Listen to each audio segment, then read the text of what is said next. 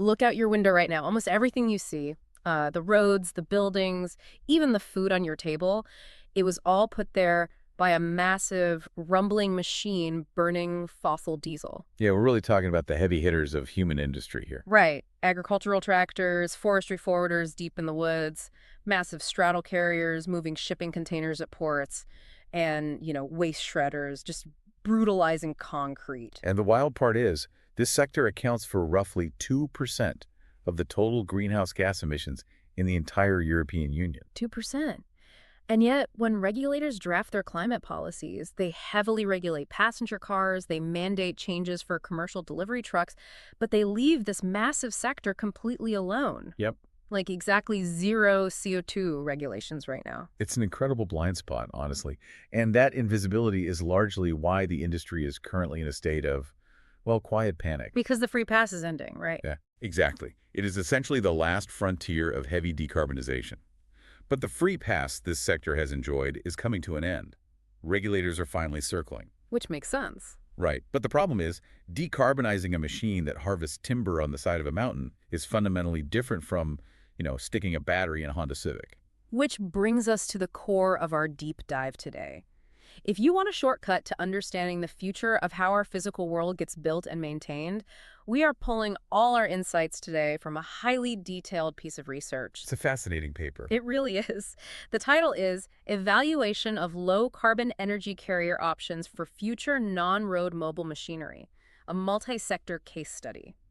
Our mission today is to figure out why getting these machines off fossil fuel is so incredibly complex. And why anyone hoping for a single, silver bullet solution is going to be sorely disappointed. Okay, let's unpack this. Why exactly has this sector, known as non-road mobile machinery, sat at zero regulation for so long? It really comes down to the sheer wild diversity of what these machines actually do. I mean, when you regulate passenger cars, you're dealing with a highly predictable use case. Right, a car drives on a paved road, it carries a few people, and it parks near a predictable electrical grid. Exactly. But the non-road sector is a completely fragmented landscape. You cannot legally mandate a one-size-fits-all battery or fuel rule to a machine that operates off-grid in an isolated forest and, say, a machine that crushes waste in the middle of a dense, electrified city. They're just totally different beasts. Right. The physics of their daily jobs are entirely different. And the environments are basically alien to each other. And just to set the boundaries for this study, the European Commission has already complicated things, haven't they? Oh, absolutely. They excluded traditional biogenic fuels. Meaning your classic biofuels derived from crops or agricultural waste. Right. They excluded those from their definition of future sustainable carbon-neutral fuels. So this study forces us to look strictly at electricity-based options, e-fuels, batteries, and hybrids. That constraint is what makes this research so revealing, I think. We have to figure out how to power these behemoths using essentially nothing but renewable electricity and captured carbon. Right, and to do that, the study grounds the theory in reality by analyzing 4 very specific real-world case studies. The contrast between them is the whole key to this puzzle. So let's walk through those 4 cases. Because, you can't regulate what you don't understand. And honestly, most of us have no idea how much energy a tractor actually uses compared to a crane. Yeah, let's start with case 1, which is agriculture, specifically a standard farm tractor. Okay, the classic tractor. Right. When you analyze a tractor's duty cycle, it operates mostly mechanically. It's pulling plows or seeders through dirt. Its average engine load is surprisingly low. Wait, really? Low? Yeah, hovering around 25% of its maximum capability for most of its life. So over a year of seasonal work, that tractor consumes about 6.1 cubic meters of diesel fuel. Okay, 6.1 cubic meters, that's our baseline. So what happens when we move off the farm and into the deep woods? That is case 2, forestry. The study looks at a forwarder. What exactly is a forwarder? It's a machine that navigates terrible, muddy terrain to lift and haul heavy timber. And unlike the tractor's mechanical pulling, a forwarder relies heavily on hydraulic power. Ah. It pumps pressurized fluid to actuate its lifting arms. Hydraulics are incredibly powerful, but they are notoriously inefficient at transferring energy. So it burns more fuel. A lot more. Because of that constant hydraulic demand, the forestry forwarder consumes about 36.2 cubic meters of fuel a year. Oh, wow. We just jumped from 6 to 36 cubic meters just by moving from the farm to the forest. Yeah, the energy appetite scales up drastically. Now let's move to the coast for case 3, which is ports. We are looking at a straddle carrier. Those are those towering multi-story machines that lift shipping containers and stack them like Lego bricks. Okay. Exactly. This machine is a massive energy consumer. It runs on a 100% hydrostatic drivetrain. Wait, hydrostatic, how is that different from a normal transmission? So instead of a mechanical drive shaft with gears turning the wheels, the diesel engine is just spinning a giant pump. Okay. That pump blasts pressurized hydraulic fluid through hoses directly to small motors sitting right on the wheels. That sounds intense. Why do they do it that way? It allows for incredible precision when you're inching a 40-ton container into place.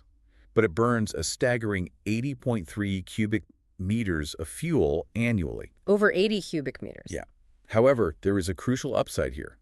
Because it is constantly lowering heavy containers and frequently braking, it has a massive potential to capture regenerated energy. Like regenerative braking in a hybrid car, but on a massive scale. That is the exact mechanism, just scaled up to industrial proportions. Fascinating. So what's the last case? Finally, we have case 4, construction, specifically a waste shredder. Okay. Like the port equipment, it uses that hydrostatic fluid power. But unlike the port equipment, a waste shredder has zero regeneration potential. Because it's not lifting and lowering things. Right. It doesn't lower things or break. It just brutally crushes unpredictable materials all day long. Concrete, metal, wood. Just chewing it up. Exactly. It operates in an urban environment and consumes 66.9 cubic meters of fuel a year. When you look at the sheer scale difference, it's wild. A port straddle carrier uses over 13 times more energy than a tractor. It's a huge gap. It really makes sense why regulators are paralyzed. I mean, trying to regulate a tractor and a port carrier with the same rule is like trying to feed a house cat and a fully grown tiger with the same bowl of kibble. That's a great way to put it. The tiger is going to need a lot more refills. If you mandate a standard battery pack for both, the port carrier is dead in the water before lunch. Yeah, the energy appetite always dictates the engineering. And since all of these machines currently rely on incredibly energy-dense fossil diesel, the first logical step the industry wants to take is to just change nothing about the machine. Right, just swap the liquid. Exactly. Keep the engine, keep the tank, just put something greener inside it. But as this study clearly outlines, changing the fuel inevitably changes the physical reality of the machine itself. Because not all fuels pack the same chemical punch. So let's look at the e-fuels the study analyzed. These are liquids or gases made by using renewable electricity to combine hydrogen with captured carbon, right? Correct. If it's just burning liquid, why not just change the liquid? Well, the holy grail for manufacturers is syndiesel.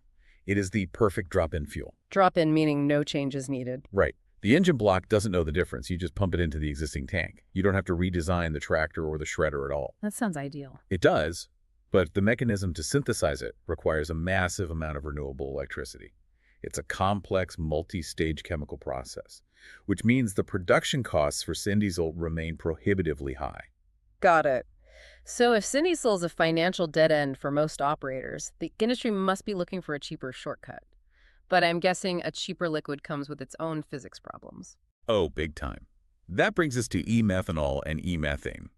They are significantly cheaper and easier to produce. But here's the physical hurdle you hit. They are far less energy dense than diesel.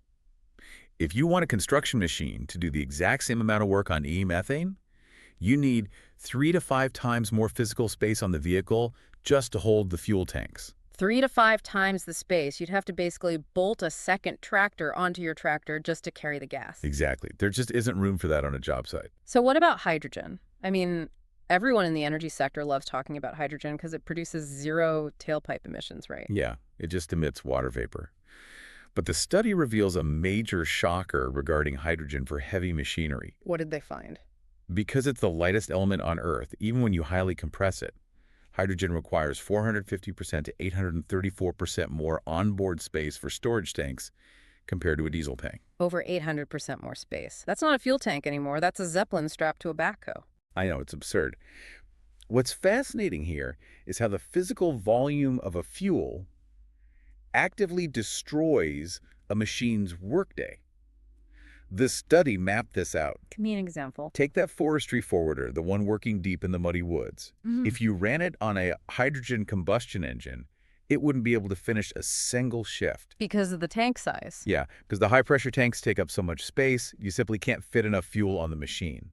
It would need to stop and refuel 7 times a day. 7 times, you completely ruin its productivity. Complete. I mean, nobody is driving a highly explosive hydrogen refueler deep into a remote forest 7 times a day. It turns a logging operation into a refueling operation. Exactly. It's a logistical nightmare. But wait, hold on. You just mentioned hydrogen has 0 tailpipe emissions. It's just water vapor. So how does this study conclude that hydrogen actually has an incredibly high carbon footprint? That math doesn't make sense to me. It all comes down to the supply chain. While hydrogen has 0 tailpipe emissions, it currently has the highest well-to-wheel, or WTW, CO2 footprint of all the electricity-based alternatives. Okay, break that down for me. Sure. To make hydrogen viable to fit on these machines at all, you have to compress it to 700 bar. Give me some scale on 700 bar. What does that actually mean? That is over 10,000 pounds per square inch. It's roughly the crushing pressure you would feel if you were standing at the bottom of the Mariana Trench in the ocean. Good grief. Right. Getting a gas to that pressure requires incredibly heavy-duty compressors running constantly. Then you have to transport it in specialized, heavy steel tanks. And I'm guessing running those compressors takes a ton of energy? A massive amount. If the electricity used to run those massive compressors isn't 100% renewable, you are baking carbon emissions into the fuel before it ever reaches the forestry forwarder. Okay, so let me get this straight. Liquid e-fuels like Syndisol are incredibly expensive to make. Gaseous e-fuels like methane and hydrogen are so physically bulky they require machines to look like balloons, and they force you to stop working to refuel constantly. Pretty much. So why are we trying to burn things at all? Here's where it gets really interesting. Oh. What about just ditching the engine and plugging them in? The battery electric option. From an engineering and efficiency standpoint, the study found this is the undisputed champion. Let's talk about that. The sheer efficiency of an electric motor versus a diesel internal combustion engine. Yeah, so with a diesel engine, you are literally relying on thousands of tiny explosions inside metal cylinders. It generates a ton of heat, a ton of vibration, and a lot of internal friction. That's a very violent process. It is. The study points out that the efficiency of an internal combustion engine sits around 27 to 33%. Wait, translate that. You're saying roughly 70% of the expensive diesel we pump into these machines just turns into waste heat and engine noise. It doesn't actually do any physical work. Exactly that. Most of your money is just blowing away as heat. That's depressing. It is. But the physics of electric motors, however, are vastly superior for transferring stored energy into motion. Battery electric powertrains hit a staggering 83 to 89% efficiency. 89%. Yeah, they waste almost nothing. And when you apply that to R4 cases, the results are dramatic. Remember case 3, the port straddle carrier. The one doing all the regenerative braking when lowering containers. Right. The study calculated that by switching that port carrier to battery electric, you capture all that gravitational energy back into the battery. Which means? It reduces the machine's overall energy demand by 60 to 70% compared to the diesel version. That is a colossal saving. It really is. And because electricity is inherently cheaper to generate and distribute than synthesizing complex liquid e-fuels in a lab, the study projects battery electric will have far and away the lowest energy costs for both 2040 and 2050. Well, if they are so incredibly efficient, and if they capture wasted energy, and if they're the cheapest to run, I have to ask, why isn't every tractor and waste shredder already running on batteries today? What's the holdup? The holdup is the exact same enemy that hydrogen faces. Physical volume. Space again? Yep. The study details that standard industrial batteries, specifically LFP or lithium iron phosphate batteries, are the current standard. And they are good batteries, right? They are incredibly durable and relatively cheap, which is great for heavy industry, but they are not very energy dense. They need 14 to 18 times the volume of a diesel tank to hold the exact same amount of work energy. 18 times. So we were back to the Zeppelin problem. You can't fit a battery that big on a farm tractor without turning the tractor into a giant rolling battery pack that has no room left to attach a plow. Right. And for the forestry machine working a 9-hour shift or the waste shredder working an 8-hour shift, current batteries just run dry too quickly. So what's the solution? Because the study does not leave us at a dead end, does it? But no, it provides a clear technological roadmap around this physical hurdle. How do we shrink the battery or stretch the time? The first major shift is in battery chemistry. The industry is rapidly developing solid-state batteries, or SSBs. How are those different? Traditional batteries use a liquid electrolyte to move energy back and forth, which is highly flammable. Because it's flammable, the battery needs thick, heavy safety casing and bulky cooling systems. Which adds weight and size. Exactly. Solid-state batteries replace that liquid with a solid material. So it removes the fire risk? It removes the fire risk, which means you can strip away all that heavy safety casing and pack the energy cells tightly together, almost like stacking bricks instead of water balloons. That makes a lot of sense. Right. SSBs could drastically reduce that 18 times volume penalty, making it actually feasible to package them inside the existing frames of construction and agricultural equipment. That solves the space issue. But what about the time issue? You can't have $1 million port crane sitting idle for 6 hours while it plugs into a wall. Which brings us to the infrastructure solutions. Megawatt charging systems and automated battery swapping. Megawatt charging. Yeah, it pushes a massive amount of electrical current into the machine in a very short window. Say, during a 30-minute lunch break. That sounds hot. It requires intense thermal management to keep the cables from melting, but it's feasible. But the more fascinating solution the study highlights is automated swapping. How does that work? They point to the Sandvik TH550B, which is an underground mining truck. When it runs low, it pulls into a station, and an automated system drops the depleted battery out of the bottom and slots in a fully charged one in just 5 minutes. Oh, wow. Like swapping the battery pack on a cordless power drill, but on a 50-ton scale. Exactly. If you bring that infrastructure to a fixed construction site, battery electric becomes a total reality today. Battery swapping underground or at a port makes sense. But what about the deep woods? We can't wait decades to string megawatt cables into remote Finnish forests or out to rural farms. Oh, no, we can't. How do we survive the transition between the diesel reality of today and the solid-state megawatt future of tomorrow? That is where the study introduces the critical role of hybrids, marrying an internal combustion engine to an electric energy storage system, a battery. But aren't hybrids historically the worst of both worlds? I mean, you have to haul around the heavy weight of a battery, plus you still have all the oil changes and maintenance of a complex diesel engine. Why take on both? You take on both because of the mechanical smoothing effect. The what? The smoothing effect. An internal combustion engine is most efficient when it runs at a steady, unchanging speed. But a waste shredder, or a tractor, is constantly varying its load. Right, it idles, it surges, it struggles when it hits a hard rock or a deep root. Exactly. And when a diesel engine fights a sudden massive load, it dumps unburned fuel and its efficiency plummets. It chokes on the effort. Yes. A hybrid system completely changes that dynamic. It allows the diesel or e-fuel engine to run at a perfect, steady hum, just generating electricity. And the battery handles the hard parts. Right. The battery absorbs all those wild surges and delivers instant torque when the machine hits a hard spot. So the battery is essentially acting as a buffer, letting the engine stay in its happy place. Exactly. And by doing so, it fixes many of the problems we discussed earlier. Remember how e-methanol suffered from low efficiency? Yeah? The study shows that hybridizing a methanol engine significantly boosts its overall efficiency.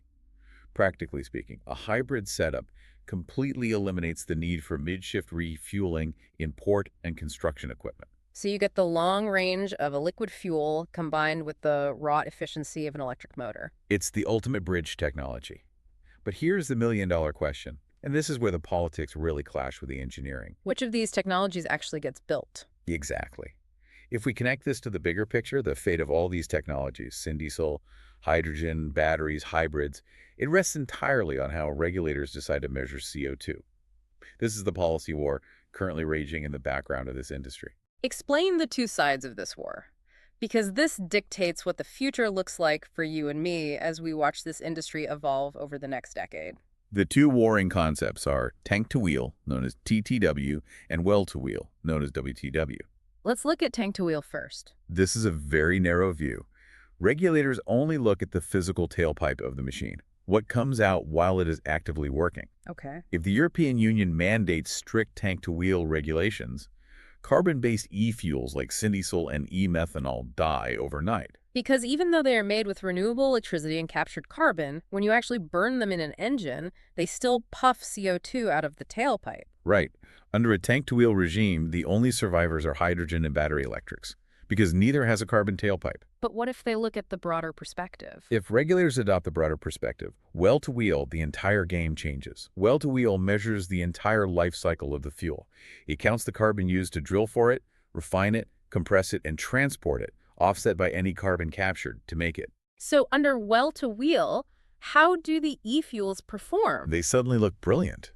Because syndiesel and e-methanol are synthesized by capturing CO2 from the atmosphere or from industrial flues, burning them just releases that exact same CO2 back. It's a closed loop. Right. The study calculates that under a well-to-wheel measurement, these e-fuels reduce total emissions by up to 99% compared to fossil diesel. Oh. And conversely, hydrogen, which looked perfect under tank-to-wheel, actually looks worse under well-to-wheel because of all the dirty grid energy currently required to compress it to 700 bar. That is a massive flip. So what does this all mean? We have looked at tractors, forestry machines, port cranes, and shredders.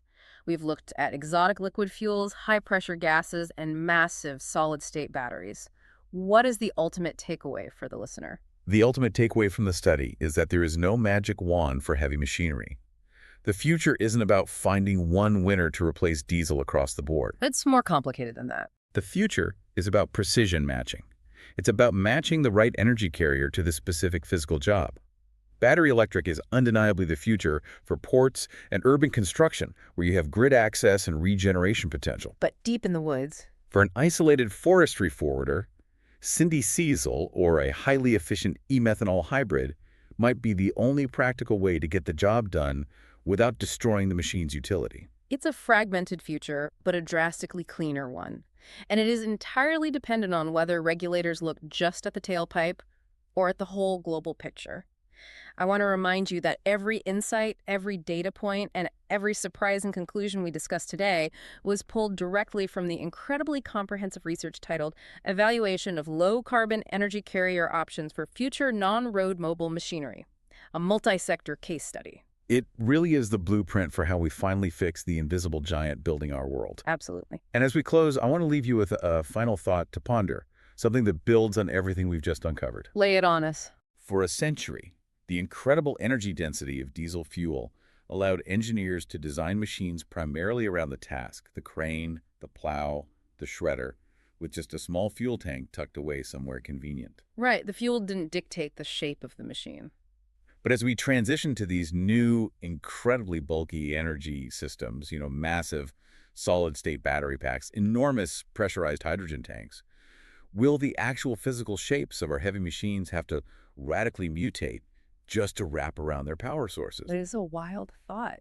Will the fuel of the future force us to redesign not just the engines, but the fundamental architecture of how we build our world? The machines that build our lives aren't just getting a new diet. They might be about to get a completely new skeleton. Something to think about the next time you drive past a construction site and see a massive crane at work. Thanks for joining us for this deep dive, and we'll catch you on the next one.